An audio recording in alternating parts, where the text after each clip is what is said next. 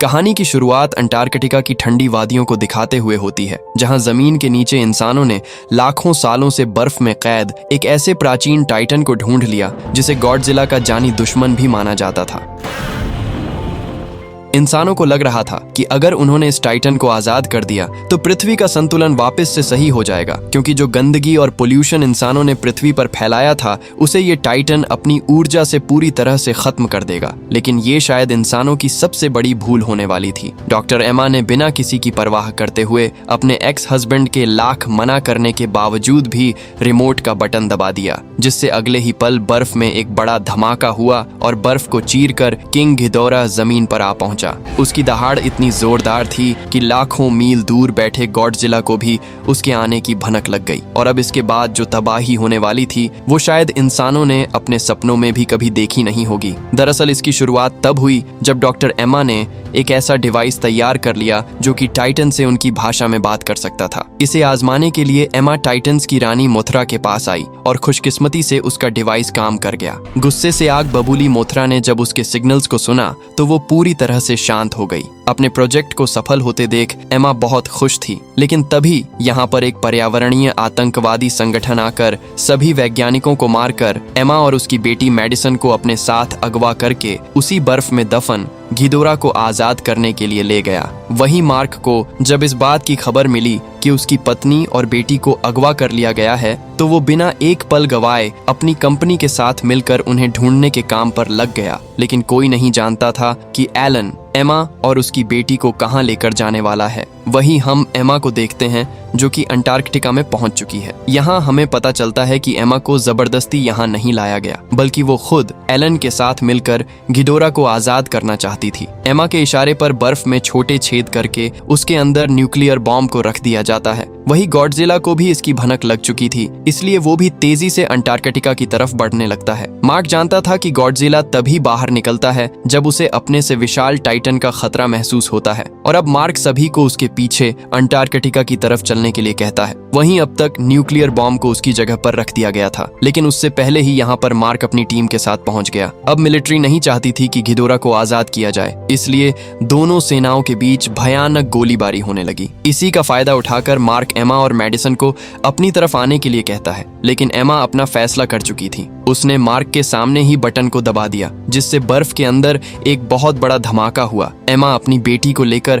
किसी तरह बचकर भाग निकली, लेकिन मार्क अपने साथियों के साथ यहीं पर फंसा रह गया। और तभी किंग घिदोरा बर्फ को चीर कर बाहर आ गया। उसने एक एक करके मार्क के सभी साथियों को मारना शुरू कर दिया। इससे पहले कि घिदोरा मार्क और बचे हुए लोगों को मारता, तभी यहाँ पर गॉडजिला आ पहुंचा। घिदोरा को देखते ही उसका गुस्सा 7वें आसमान पर पहुंच गया और दोनों के बीच भयानक लड़ाई शुरू हो गई। लेकिन घिदोरा की फुर्ती के आगे गॉडजिला कमजोर पड़ रहा था, और तभी यहाँ पर बहुत सारे एयरक्राफ्ट आकर गॉडजिला की मदद करने लगते हैं। लेकिन घिदोरा लड़ने की बजाय पीठ दिखाकर भाग जाता है।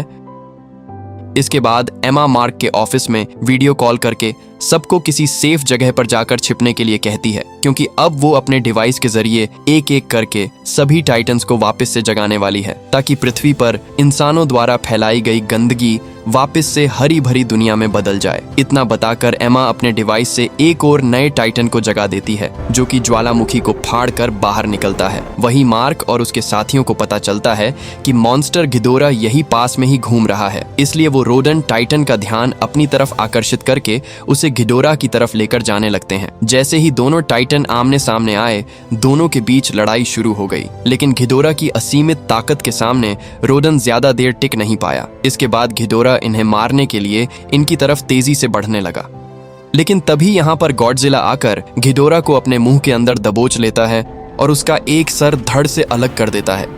इसी बीच मिलिट्री ने भी एक मिसाइल दोनों टाइटन्स की तरफ छोड़ दी, ताकि ये दोनों टाइटन ही मारे जाएं। जैसे ही मिसाइल ने अपने टारगेट को हिट किया, एक बहुत बड़ा धमाका हुआ और 4 किलोमीटर के दायरे में आने वाले सारे समुद्री जीव मारे गए। सबको लग रहा था कि इस विस्फोट के अंदर दोनों टाइटन मारे गए होंगे, लेकिन तभी अचानक से घिदोरा पानी से निकलकर आसमान में कहीं गायब हो गया, जबकि गॉडजिला के रेडिएशन लेवल तेजी से कम हो रहे थे और एक वैज्ञानिक बताता है कि गॉडजिला अब मर चुका है। वहीं घिदोरा अब शहर की सबसे ऊंची जगह पर बैठकर जोर से दहाड़ लगाता है। जिससे पूरी दुनिया में अलग अलग जगह पर सो रहे टाइटन्स एक एक करके जागने लगते हैं और जो सर गॉडजिला ने काट दिया था वो दोबारा से पैदा हो रहा है। एमा जब ये सब देखती है तो काफी हैरान हो जाती है क्योंकि टाइटन्स को जगाने का डिवाइस तो सिर्फ उसके पास था और घिडोरा अपनी ऊर्जा से उन्हें क्यों जगा रहा है। मैडिसन अपनी मॉम से काफी गुस्सा हो जाती है क्योंकि उसने तो पृथ्वी का संतुलन कायम रखने के लिए टाइटन्स को जगाया था, लेकिन अब सभी टाइटन्स इसके उल्टा कर रहे हैं। वहीं कंट्रोल रूम के अंदर डॉक्टर चैन को रिसर्च के जरिए पता चलता है कि घिडोरा कोई टाइटन नहीं है बल्कि वो एक एलियन है जो कि लाखों सालों पहले एक उल्का पिंड के साथ पृथ्वी पर आया था। अभी ये सभी मिलकर सोच ही रहे थे कि घिडोरा को कैसे मारा जाए कि तभी यहाँ पर मोथरा आ जाती है। सभी देखते हैं कि मोथरा समुद्र के नीचे किसी से बात कर रही है और जब ये लोग उसके सिग्नल को ट्रैक करते हैं तो पता चलता है कि मोथरा किसी और से नहीं बल्कि गॉडजिला से ही बात कर रही थी। गॉडजिला अभी भी जिंदा है और वो इस वक्त धरती के कोर में मौजूद है जहाँ से वो न्यूक्लियर रेडिएशन को अब्सॉर्ब करके खुद को हील कर रहा है, लेकिन इस प्रोसेस में काफी समय लग सकता था। इसलिए मार्क फैसला करता है कि वो खुद गॉडजिला के पास जाकर वहां पर न्यूक्लियर बॉम्ब को ब्लास्ट कर देंगे जिसकी रेडिएशन से गॉडजिला जल्दी से रिकवर हो जाएगा। वहीं एमा एलन को समझाती है कि घिडोरा पृथ्वी को सही करने की बजाय तबाह कर रहा है और उसे रोकने का तरीका शायद इस डिवाइस के अंदर है, लेकिन उसके लिए एमा को पास ही में मौजूद एक स्टेडियम में जाकर लाउडस्पीकर के जरिए सिग्नल्स को घिडोरा तक पहुंचाना होगा। एलन एमा की इस बात से बिल्कुल भी राजी नहीं होता। उसे लग रहा था कि घिडोरा जो कुछ भी कर रहा है उसमें इंसानों का ही भला होगा। कमरे में खड़ी मैडिसन एक स्पीकर के जरिए दोनों की सारी बातें सुन लेती है। इसके बाद वो एमा का डिवाइस लेकर अकेली ही शहर की तरफ बढ़ने लगती है। वहीं मार्क भी अपने साथियों के साथ धरती की कोर तक पहुंच चुका था, लेकिन पानी का दबाव ज्यादा होने की वजह से इनकी सबमरीन जमीन से बुरी तरह टकरा जाती है, जिससे सबमरीन का डिफेंस सिस्टम पूरी तरह से बंद पड़ गया। अब इनके पास सिर्फ एक ही रास्ता था कि इनमें से किसी को खुद गॉडजिला के पास जाकर बॉम्ब को एक्टिवेट करना होगा, लेकिन इस काम को करते हुए वो आदमी खुद भी मारा जाएगा। डॉक्टर इशिरो इस खौफनाक मिशन को अंजाम देने का फैसला करते हैं। वो एक छोटी सबमरीन के अंदर बैठकर गॉडजिला के पास चले गए। डॉक्टर देखते हैं कि गॉडजिला इस वक्त काफी घायल हालत में है, इसलिए वो जल्दी से बॉम्ब को एक्टिवेट कर देते हैं। बॉम्ब ब्लास्ट होने से पहले डॉक्टर आखिरी बार गॉडजिला को अपने हाथों से छू कर देखते हैं और तभी बॉम्ब ब्लास्ट हो जाता है, जिसकी रेडिएशन से पूरी जगह एक झटके के अंदर तबाह हो जाती है। पानी की सतह पर खड़े होकर मार्क गॉडजिला के बाहर आने का इंतजार करने लगता है और तभी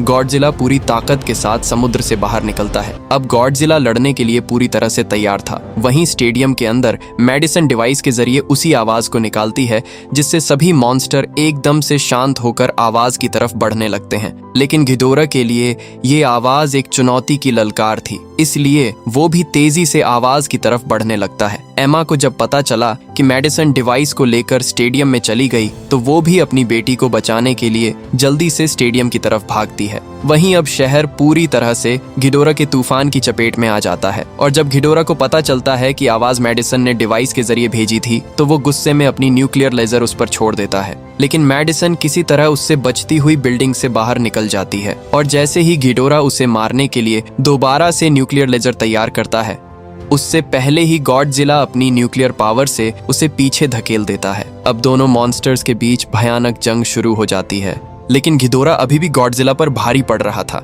इसलिए मिलिट्री गॉडजिला की मदद करती है, लेकिन जल्द ही उसे भी अपने कदम पीछे लेने पड़ते हैं क्योंकि गॉडजिला की रेडिएशन पावर बहुत तेजी से बढ़ रही थी और जल्द ही वो एक बॉम्ब की तरह फटने वाला था।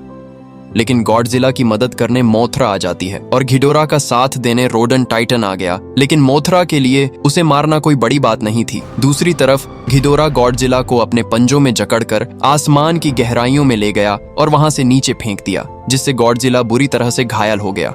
इससे पहले कि घिडोरा गॉडजिला को मार देता, मोथरा बीच में आकर अपनी कुर्बानी दे देती है और उसमें से निकलने वाली सारी रेडिएशन गॉडजिला के अंदर चली जाती है। लेकिन घिडोरा गॉडजिला को हील होने का एक भी मौका नहीं दे रहा था। वहीं मार्क और एमा मिलकर मेडिसिन को ढूंढ लेते हैं और जब दोनों देखते हैं कि गॉडजिला मर रहा है तो वो अपने डिवाइस को वापस से रिपेयर करके उन्हीं सिग्नल्स को छोड़ते हैं जिससे घिडोरा गॉडजिला को छोड़कर उनकी तरफ तेजी से बढ़ने लगा। अब यहाँ पर एमा एक बहुत बड़ा फैसला लेती है। वो सभी को हेलीकॉप्टर के अंदर भेजकर खुद अकेली डिवाइस के साथ उल्टी दिशा में भागती है, जिससे बाकी सबकी जान तो बच जाती है, लेकिन घिडोरा एमा को पकड़कर मार देता है। इन सब के बीच गॉडजिला को हील होने का मौका मिल गया और इस बार उसका रेडिएशन लेवल इतना बढ़ गया कि वो एक आग के गोले में तब्दील हो गया। घिडोरा अपनी जान बचाने के लिए लगातार गॉडजिला पर लेजर छोड़ता रहा, लेकिन इससे गॉडजिला की ताकत और बढ़ती गई। आखिर में गॉडजिला ने उसे दबोचकर अपनी रेडिएशन से जला दिया, जिससे पूरी सिटी में एक बहुत बड़ा विस्फोट हुआ। कुछ देर बाद गॉडजिला उठता है और हम देखते हैं कि सभी टाइटन्स उसके आगे अपना सर झुका रहे हैं, क्योंकि सभी ने अब गॉडजिला को अपना रक्षक मान लिया था। और इसी के साथ कहानी यहीं पर खत्म होती है दोस्तों।